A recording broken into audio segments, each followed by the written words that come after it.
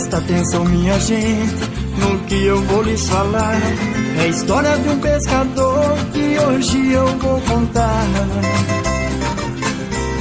Não tem medo de rio bravo, não tem medo de enrosco.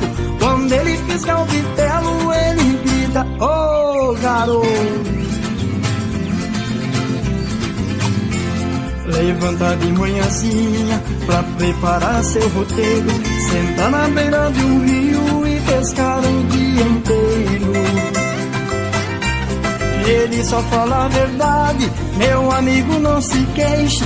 Ele é um pescador que quebra a vara e não perde o peixe. Caboclo abençoado, valente trabalhador.